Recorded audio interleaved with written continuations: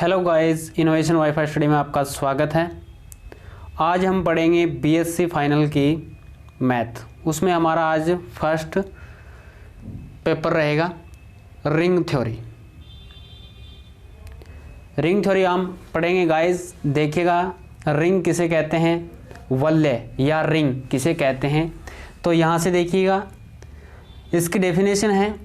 आज हम एक थ्योरम भी करेंगे साथ में, एक दो। लेकिन देखिएगा, एक अतिरिक्त समुच्चय आर में परिभाषित दो द्विआधारी संक्रियाएं, कौन सी संक्रियाएं हैं? प्लस की है और मल्टीप्लाई की है, प्रोडक्ट की है, गुणा की है, से युक्त बीजीय निकाय आर प्लस क्रॉस एक रिंग या वलय कहलाती हैं। यानी आर प्लस इसमें क्या होगा, एक आबेली ग्रुप होगा, आर क्रॉस एक शामी समूह होगा, और ए बी सी अगर बिलोंग कर रहे हैं आर में। आर यहाँ पे क्या है, एक अरिक्त समुच्चय है, सेट है जो रिक्त नहीं है, कुछ न कुछ इसमें है, विद्यमान है।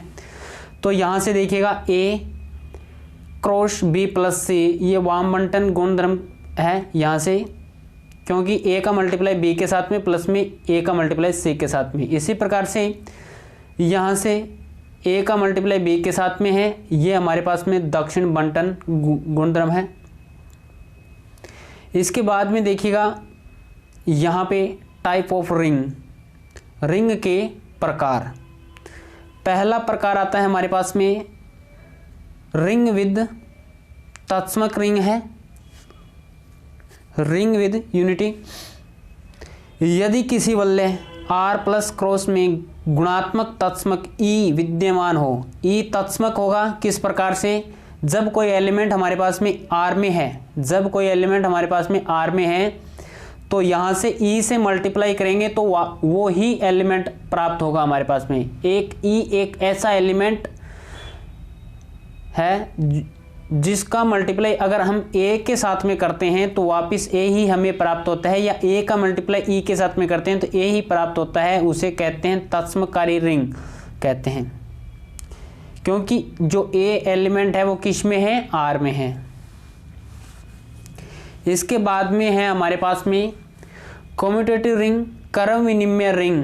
क्या होती है देखिएगा गाइज, यदि किसी रिंग आर प्लस क्रॉस में गुणात्मक संक्रिया क्रम विनिमय हो। गुणात्मक संक्रिया क्रम विनिमय का मीन्स यहाँ से ए क्रॉस बी इक्वल रहेगा बी क्रॉस ए के, कम्यूटेटिव लॉ ये फॉलो करेगा। इसके बाद में देखिए कुछ एक प्रॉपर्टी है इनकी रिंग की। पहली प्रॉपर्टी यहाँ से देखिएगा, किसी रिंग आर के किसी अवयव ए बी सी के लिए कुछ एक प्रॉपर्टियाँ हैं यहाँ से रिंग में। ये देखिएगा गाइज कि हमें जो पहली प्रॉपर्टी आपको दिखाई दे रही है, ए डॉट ज़ीरो या zero dot A is equal to zero. हाँ, ये हमें प्रूव करना है। ये किस प्रकार से प्रूव करेंगे, जितने भी लॉ हमने पढ़े हैं, वाम बंटन नियम है, दक्षिण बंटन नियम है, या कम्यूटेटिव क्रम विनिमय है, ये इसका हम उपयोग करेंगे। यहाँ पे देखिएगा, हम लेके चलते हैं बी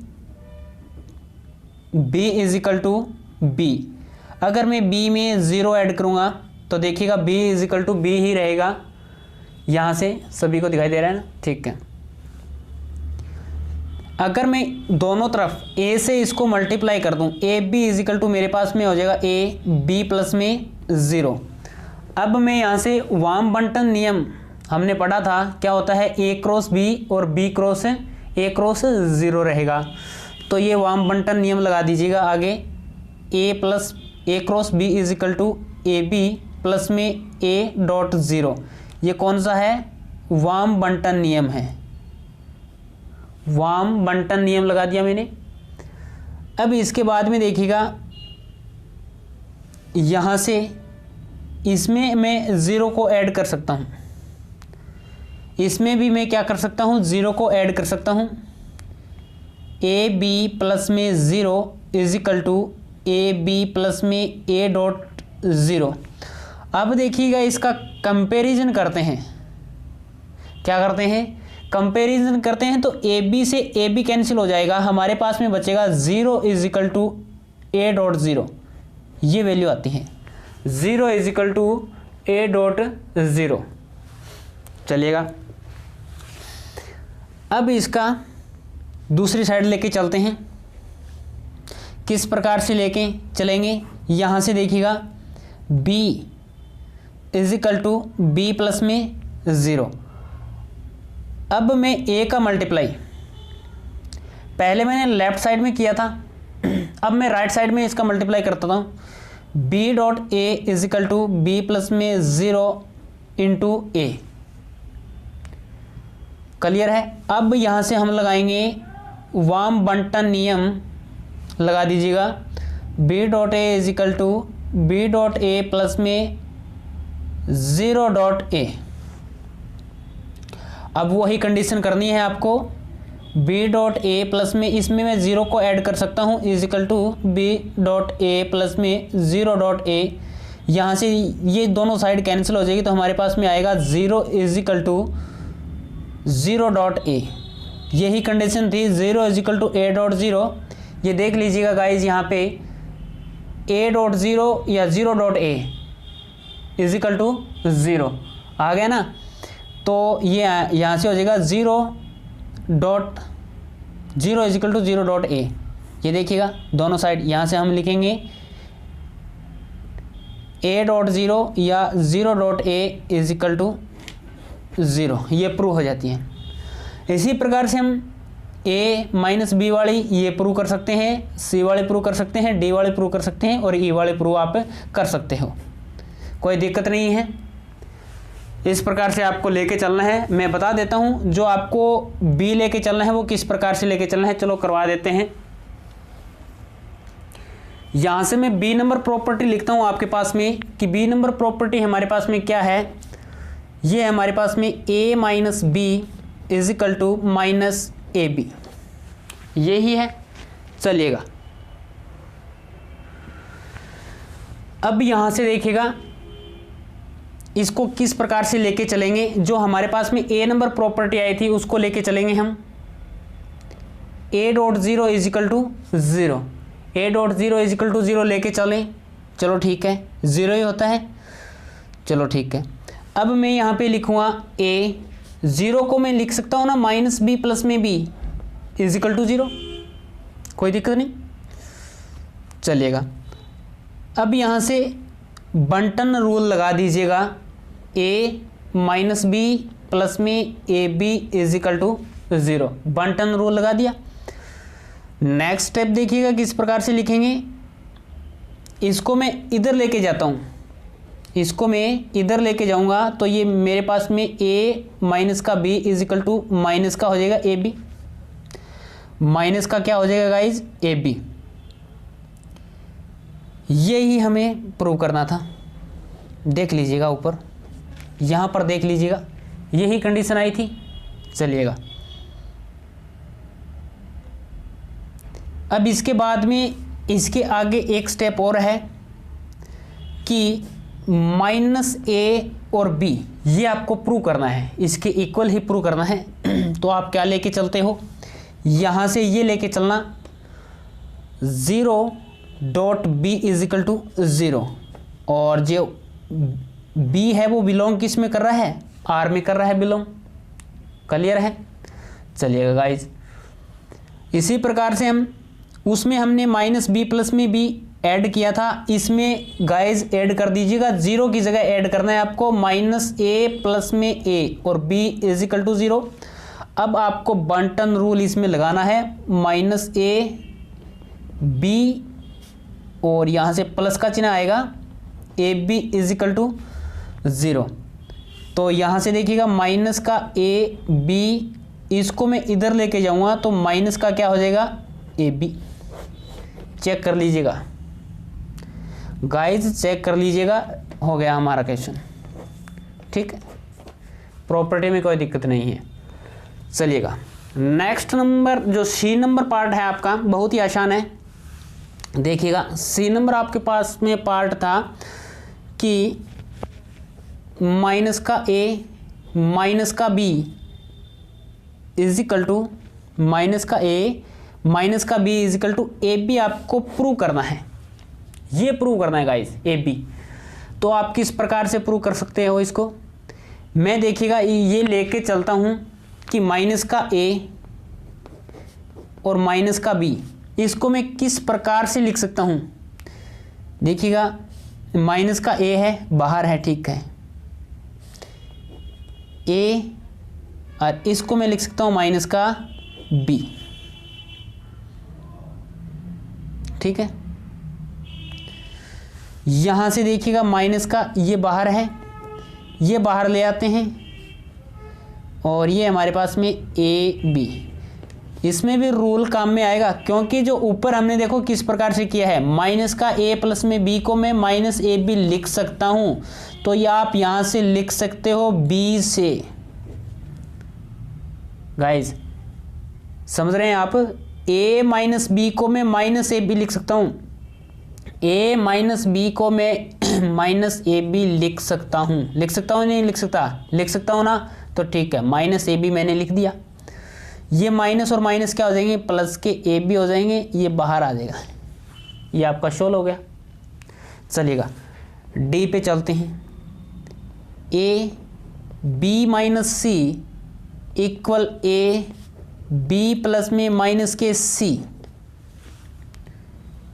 क्लियर है यहाँ तक?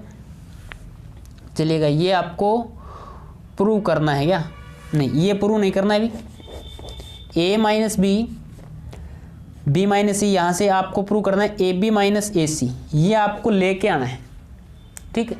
तो हम लेके चलते हैं, ए बी माइनस सी को मैं लिखूंगा ए, और मैं इसको लिख सकता हूँ बी प्लस में माइनस का सी, इसको लिख सकता हूँ ना, ठीक है। अब इसके बाद में देखिएगा बंटन गुणधर्म आपको लगाना है, बंटन रूल लगाना है, तो ए बी प्लस में ए और ये है माइनस का सी, और ए माइनस का सी देख लीजिएगा, यहां से ए माइनस का C is equal to minus A B लिख सकते हैं। तो यहां से रूल हमारे पास में आ जाएगा ए बी माइनस में ए सी, क्या आ जाएगा, ए बी माइनस ए सी आ जाएगा।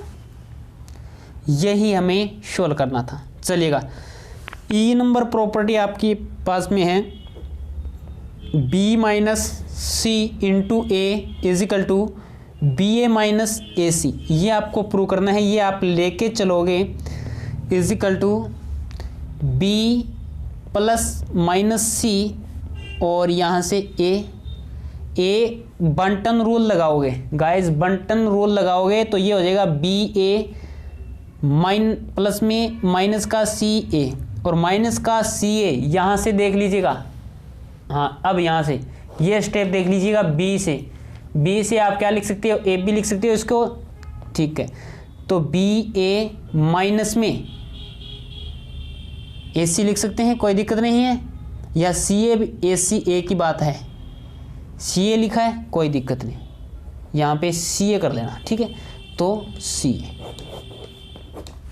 एल एच एस प्रूव हो गया। चलिएगा अब हम चलते हैं नेक्स्ट पे।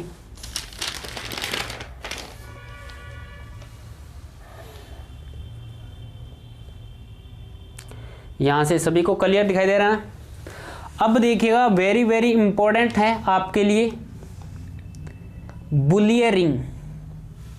बुलियन रिंग, बुलियन रिंग क्या होती है गाइस, यदि कोई रिंग आर प्लस क्रॉस को बुलियन रिंग कह सकते हैं कब, यदि उसमें ऐसे अवयव विद्यमान है, वर्ग सम अवयव विद्यमान है कि हम ए का स्क्वायर इज इक्वल टू ए लिख सकते हैं।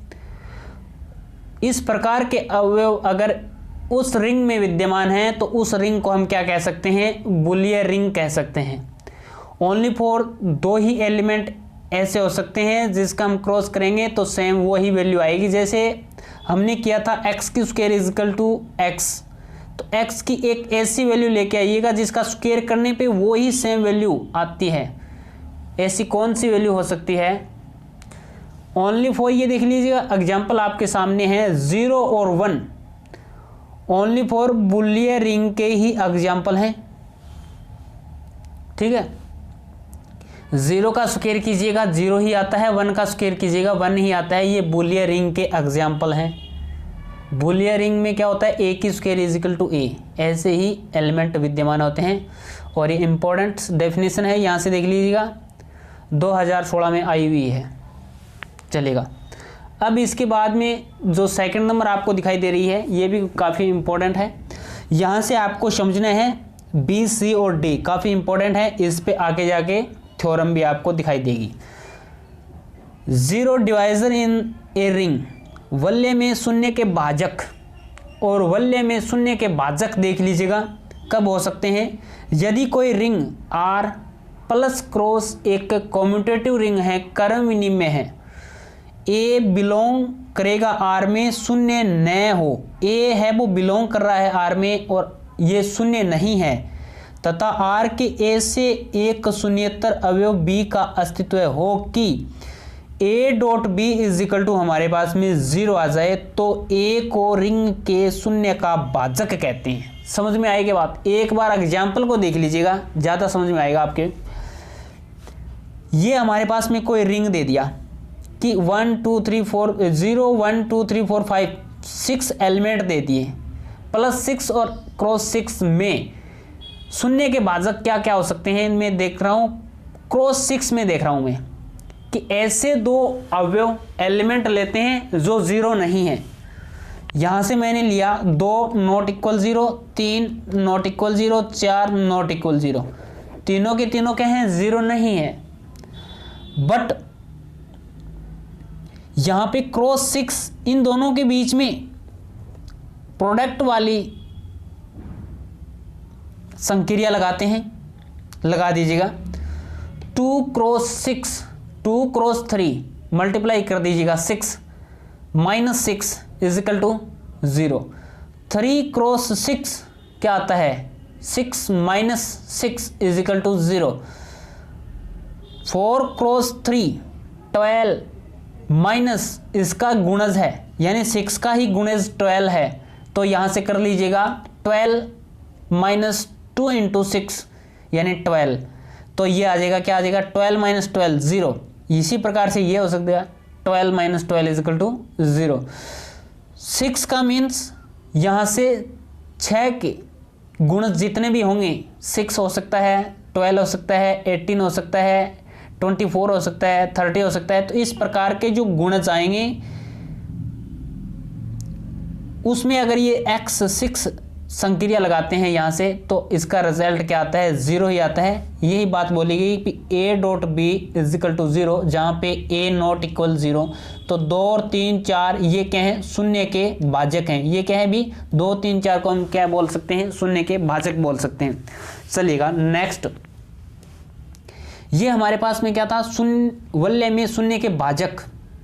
चलिएगा दूसरा है हमारे पास में रिंग विदाउट जीरो डिवाइजर, एक ऐसी रिंग जो शून्य के भाजकों रहित हो। रिंग विदाउट जीरो डिवाइजर, शून्य के भाजकों रहित वल्य हमारे पास में हो। चलेगा, कोई वल्य या रिंग आर शून्य के भाजकों रहित वल्य कहलाती है यदि इसमें आर में शून्य के भाजक विद्यमान न हो। अर्थात ए और बी बिलोंग कर रहा है आर में, ए बी बिलोंग करेगा 0 में, ए डॉट बी बिलोंग करेगा 0 में, इक्वल 0 आएगा। कब, जब ए 0 होगा और बी 0 होगा। ये तो ऑलरेडी पता है, अभी ए 0 होगा और बी 0 होगा, तो A dot B is equal to 0। तो ए 0 होगा और बी 0 होगा, तो ये शून्य के भाजक नहीं हो सकते, यानी ये भाजक रहित है। ये शून्य के भाजक कहलाएंगे क्योंकि ये नॉट इक्वल 0 है। ये नॉट इक्वल 0 है गाइज, तब ये शून्य के भाजक कहलाएंगे। और ये शून्य के भाजक है ही नहीं, क्योंकि ये इक्वल ही 0 है, ये शून्य के भाजक नहीं हो सकते। तो शून्य के भाजक रहित वल्य कहते हैं एक इस प्रकार की रिंग जिसमें ए और बी बिलोंग कर रहे हैं रिंग से, और ए बी का जो मल्टीप्लाई है वो 0 आ रहा है, ए इक्वल 0 है, बी इक्वल भी 0 है। चलिएगा नेक्स्ट पे लेके चलता हूं आपको, थर्ड नंबर पे, ring with zero divisor. Ring with zero divisor, शून्य के भाजकों सहित वल्य। शून्य के भाजकों सहित वल्य की बात आ गई है। तो यदि किसी वल्य R में A B S से अवयव विद्यमान हो कि A नॉट इक्वल 0 रहेगा, A नॉट इक्वल 0 रहेगा, B नॉट इक्वल 0 रहेगा, फिर भी A dot B is equal to 0, तो R शून्य के भाजकों सहित है, यानी शून्य के भाजक कब कहलाएंगे? देख लीजिएगा, जो B नंबर आपको मैंने डेफिनेशन बताई थी कि वल्य में शून्य के भाजक कब होंगे, जब शून्य के भाजक 0 नहीं होंगे। 2 3 4 हमने लिया था, वो 0 के भाजक थे, वो नॉट इक्वल 0 थे। और यहां से देख लीजिएगा, जो D नंबर में आपको बता रहा हूं भी A डॉट B तो 0 आएगा प्रॉपर्टी लगाने पे, लेकिन A नॉट इक्वल 0 रहेगा और B नॉट इक्वल 0 रहेगा, तब ये भाजक सहित होंगे। और जब A dot A equal 0 B equal 0 तो ये भाजक रहित हो जाएंगे, शून्य के भाजक रहित रिंग हो जाएगी ये। चलेगा, इंटीग्रल डोमेन आ जाता है आपके बाद में। ये देखिएगा, काफी इंपॉर्टेंट डेफिनेशन है। इंटीग्रल डोमेन पूर्णांकीय प्रांत, इंटीग्रल डोमेन है पूर्णांकीय प्रांत। कोई रिंग R एक पूर्णांकीय प्रांत या इंटीग्रल डोमेन कहलाती है यदि वह एक क्रम विनिमय तत्समक रिंग तथा शून्य के भाजकों रहित हो। शून्य के भाजकों रहित का मतलब उसमें A बराबर B 0 और B बराबर B 0, तो A डॉट B बराबर 0। गाइस समझिएगा, उसमें क्या होगा? कम्यूटेटिव लॉ होगा, क्रम विनिमय होगा, तत्समकी रिंग होगा, रिंग विद यूनिटी, और शून्य के भाजकों रहित विदाउट जीरो डिवाइजर। कौन सी आ जाएगी? विदाउट जीरो डिवाइजर में कौन सी आएगी? ये आ जाएगी विदाउट जीरो डिवाइजर, शून्य के भाजकों रहित वल्य आ जाएगी। ठीक है, यानी क्योंकि इसमें A बराबर भी 0 है, B बराबर भी 0 है, तो A डॉट B बराबर 0, शून्य के भाजकों रहित वल्य। अब इसके बाद में देखिएगा, वेरी वेरी इंपॉर्टेंट थ्योरम आ जाती है आपकी।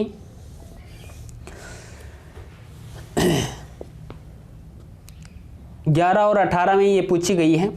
A ring is a without zero, a ring है हमारे पास में विदाउट जीरो है, zero divisor if the collection law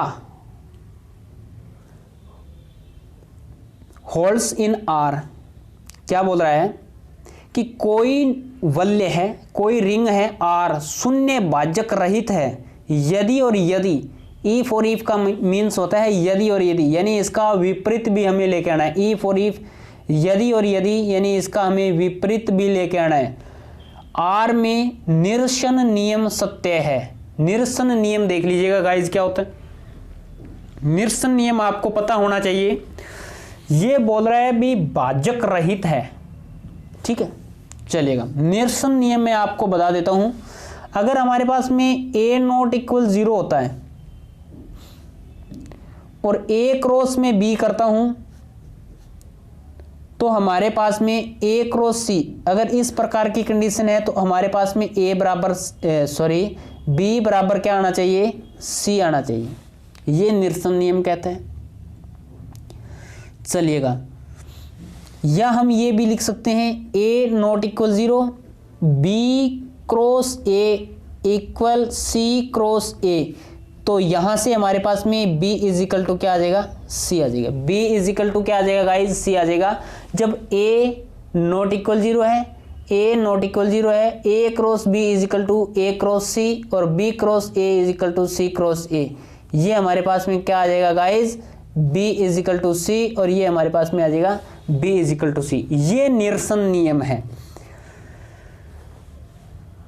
चलिएगा, लेट अब इस थ्योरम को प्रूव करते हैं। लेट R में हम मान लेते हैं R शून्य के भाजकों रहित वल्य है। R जो वल्य है, R वल्य शून्य के भाजकों रहित है। जो R वल्य है वो शून्य के भाजकों रहित है। चलिएगा, ठीक है। यदि if A B C belong कर रहा है R में, A B C बिलोंग कर रहा है रिंग R में, इस प्रकार के एलिमेंट हैं कि ए नॉट इक्वल 0, क्योंकि हमें निरसन नियम लागू करना है, ठीक है। तो ए नॉट इक्वल 0, तो हमारे पास में देखिएगा ए बी बराबर ए सी, निरसन नियम तो यही कहता है ए बी बराबर ए सी। लेकिन यहां से हमें लेके क्या आना है, b इज इक्वल टू सी लेके आना है, चलिएगा। ए नॉट इक्वल 0 है, यहां से हम लेके चलते हैं A B minus A C is equal to A C minus A C, क्योंकि दोनों तरफ हमने क्या कर दिया, ए सी को सबट्रैक्ट कर दिया। इसको हम क्या लिख सकते हैं, दोनों तरफ हमने ए सी को सबट्रैक्ट कर दिया, तो यहां से ए कॉमन आ जाएगा, बी माइनस सी लिखेंगे, बी माइनस सी, ए सी में से ए सी सबट्रैक्ट होगा तो 0 बचेगा। क्या बचेगा, 0 बचेगा। चलिएगा गाइज, यहां से क्या आ जाता है, b minus C is equal to 0। क्या आ जाता है अभी, b minus C is equal to 0 जब a नॉट इक्वल 0, जब a नॉट इक्वल 0 है, क्योंकि r में शून्य के भाजक नहीं है, भाजक क्या है, रहित है। तो अब इससे हमारे पास में क्या प्राप्त हो जाता है, b minus C is equal to 0 है, तो b बराबर c, क्या हो गया, b बराबर c हमारे पास में आ गया। अब क्या रिजल्ट आ गया, a नॉट इक्वल 0 था, ए बी बराबर ए सी हमारे पास में निरसन नियम कहता है, तो b बराबर हमारे पास में क्या आ गया, c। अब ईफ और ईफ की कंडीशन अगर दी गई है, अगर क्वेश्चन में देख लीजिएगा, एक बार और पढ़ लीजिएगा थ्योरम को, वेरी वेरी इंपॉर्टेंट है। कोई वल्य r शून्य भाजक रहित हैं यदि और यदि r में निरसन नियम यदि और यदि की अगर कंडीशन आ जाती है, तो इसका कन्वर्स भी हम निकालते हैं। चलेगा, इसका हम कन्वर्स निकालते हैं।